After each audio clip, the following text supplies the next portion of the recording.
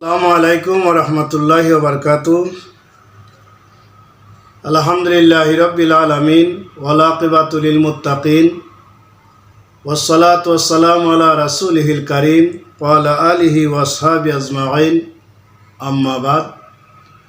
ক্বালা আল্লাহু তাআলা ফি কালামিহিল মাজিদ ওয়াল ফুরকানিল হামিদ। আহালাল্লাহুল বাই'a ওয়া হাররামার রিবা। সাদাকাল্লাহুল আযীম। প্রিয় মুসলমান ভাই বোনেরা, মহান আল্লাহ পাক রব্বুল আলামিনের দরবারে কালিমাতু শুকর আদায় করি, যিনি আমাদেরকে সুস্থ রেখেছেন, ভালো রেখেছেন, মুসলমান করে দুনিয়াতে প্রেরণ করেছেন, শেষ নবীর উম্মত করে দুনিয়াতে প্রেরণ করেছেন। সেই জন্য মহান আল্লাহ পাকের দরবারে কালিমাতু শুকর আদায় করি, আলহামদুলিল্লাহ। আমার কথাগুলো মনোযোগ দিয়ে শুনবেন, ইনশাআল্লাহ এত উপকৃত হবেন। আর আপনি যদি সামান্য উপকৃত হন, এটাই আমার সফলতা। আল্লাহ তাআলা আমাদের প্রত্যেককে কবুল করুক, হাদিস কোরআন হাদিসের আলোচনা শোনার তৌফিক দান করুক, আমিন। আল্লাহ তাআলা বলেন, আমি ব্যবসাকে হালাল করেছি আর সুদকে হারাম করেছি।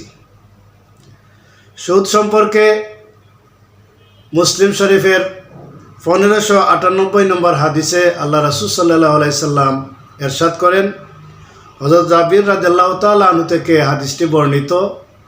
জাবির রাদিয়াল্লাহু তাআলা আনহু রাসূল পাক সাল্লাল্লাহু আলাইহি সাল্লাম থেকে হাদিস বর্ণনা করেন। আল্লাহ রাসূল সাল্লাল্লাহু আলাইহি সাল্লাম ইরশাদ করেন, আকিলুর রিবা, যে ব্যক্তি সুদ খাইল, ও মাওকিলুহু, এবং যাকে সুদ দেওয়া হইল, ও কাতিবুহু, এবং যে সুদনামাটা লেখল, ও শাহিদাইহি, এবং এই দুইয়ের মধ্যে সুদ নেওয়া এবং দেওয়ার মধ্যে যে সাক্ষী হিসাবে রইল, ওকালাহুম সাওয়াউন, আল্লাহ রাসূল সাল্লাল্লাহু আলাইহি সাল্লাম ফরমায়, এরা সবাই সমানভাবে গুনাহের ভাগীদার হইল। আমি বিষয়টা আবার বলছি। সুদ সম্পর্কে আল্লাহ রাসূল সাল্লাল্লাহু আলাইহি সাল্লাম মুসলিম শরীফের 1598 নম্বর হাদিস ইরশাদ করেন, যে ব্যক্তি সুদ খাইল এবং যাকে সুদ দেওয়া হইল, তারা উভয় সমান গুনাহের অধিকারী, এবং যারা এই চুক্তিনামা লেখল সেও সমান গুনাহগার হইবে, এবং যারা সাক্ষী হিসাবে স্বাক্ষর দিল এবং সাক্ষী রইল অথবা সুপারিশ করল সুদ দেওয়ার জন্যে এবং নেওয়ার জন্যে, তারা সকলেই সমান গুনাহের অধিকারী হইবে। তাহলে বোঝাই যাচ্ছে সুদ কত বড় একটি গুনাহের কাজ এবং গুনাহ। তিরমিজি শরীফের ইবনে মাজাহ শরীফের আরেকটি হাদিস আমি আপনাদের সামনে তুলে ধরি, তাহলে বিষয়টি আরও আপনাদের কাছে আরও পরিষ্কার হবে যে সুদের গুনাহটা কি পরিমাণ গুনাহ রয়েছে। ইবনে মাজাহ শরীফের 2275 নম্বর হাদিস, আব্দুল্লাহ ইবনে মাসউদ রাদিয়াল্লাহু তাআলা আনহু থেকে হাদিসটি বর্ণিত। তিনি বলেন যে রাসূলুল্লাহ সাল্লাল্লাহু আলাইহি সাল্লাম ইরশাদ করেছেন, আর রিবা সালাসাতুন ওয়া সাবউনা বাবান, যে সুদের 73টি দরজা রয়েছে, 73 প্রকার রয়েছে। সুদের 73টি প্রকার রয়েছে। এর মধ্যে আইসারুহা মিসলু আইয়ান কেহার রাজুলু উম্মুহু, এর মধ্যে সর্বনিম্ন যে দরজা, সর্বনিম্ন প্রকার, সেটা হচ্ছে তার নিজের মাকে বিবাহ করা। নাউজুবিল্লাহি মিন যালিক। অর্থাৎ যে ব্যক্তি একটা টাকাও সুদ খাইল, সে তার মায়ের সাথে সে তার মাকে বিবাহ করল। এখন কথা হচ্ছে, জিনাহের চেয়েও মারাত্মক হচ্ছে সুদ খাওয়া। যদি একজন মহিলা যে পাপীচারী হয়, জিনাকারী হয়, অথবা পতিতা হয়, তাহলে কোনো সমাজে তাকে দাম দিবে না, সমাজে তাকে সম্মান করবে না, সমাজ থেকে তাকে বাহির করে দিবে।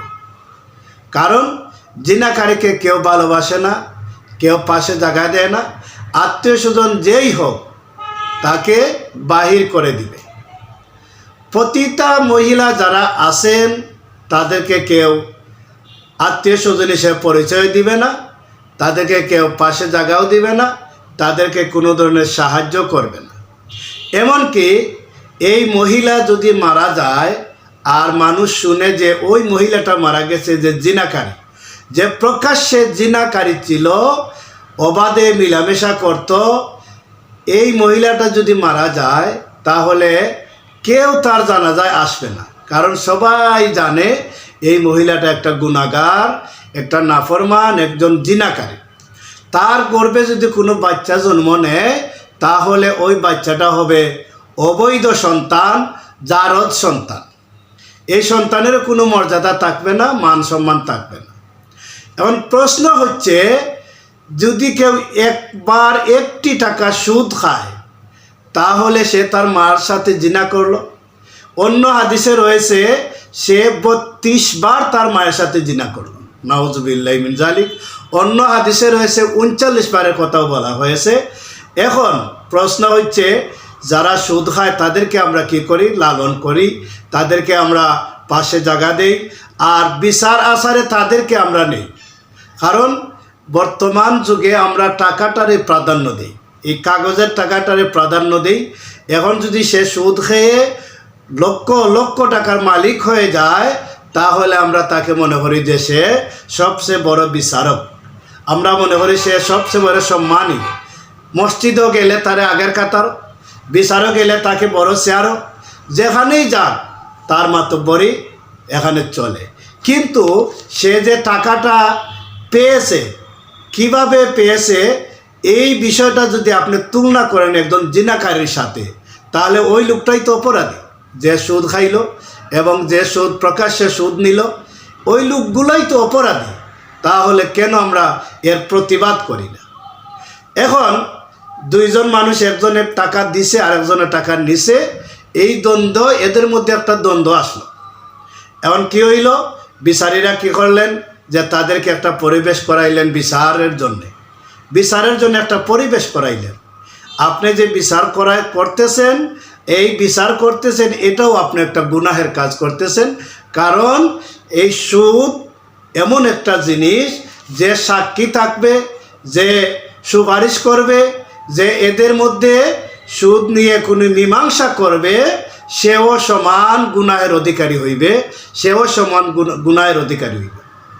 সুতরাং এদের থেকে আমরা দূরে থাকতে হবে। বিশেষ করে সমাজে সুদের বিচার আচার যখন হবে, আগে তাদেরকে শায়েস্তা করতে হবে যে তোমরা তওবা কর, আর কোনো দিন সুদ খাইবে না। আর এটা তো জিনার চেয়েও মারাত্মক একটু গুনাহ, এ গুনার চেয়ে আর গুনাহ হইতে পারে না। একজন মানুষ জিনা করলে তাকে মানুষ কত রকম শাস্তি দেয়, কত রকম অপবাদ দেয়, কিন্তু সে যে সুদ খাইতেছে তাকে আপনি কি অপবাদ দিবেন? তাকে কি আপনি গ্রাম থেকে বাহির করে দিচ্ছেন, সমাজ থেকে বাহির করে দিচ্ছেন, মসজিদ থেকে বাহির করে দিচ্ছেন? যদি না আপনি জিনাকারীকে বাহির করে দেন, পুরুষ বা মহিলা, তাহলে যে সুদ খাইল তাকেও তো বাহির করে দিতেন। এটা তো পরিষ্কার হাদিস, এটা হাদিস। আল্লাহ রাসূল সাল্লাল্লাহু আলাইহি সাল্লাম ইরশাদ করেছেন যে যে ব্যক্তি জিনা এই সুদ খাইল, সে যেন আইয়ান কিহার রাজুল উম্মুহু, সে তার মাকে বিবাহ করলো। নাউজুবিল্লাহি মিন জালিক।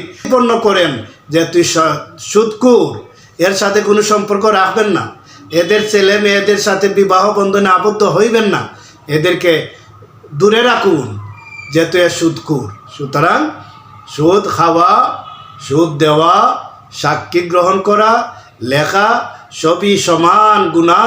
সুতরাং এ থেকে আমরা বেঁচে থাকি। আল্লাহ তাআলা আমাদেরকে তৌফিক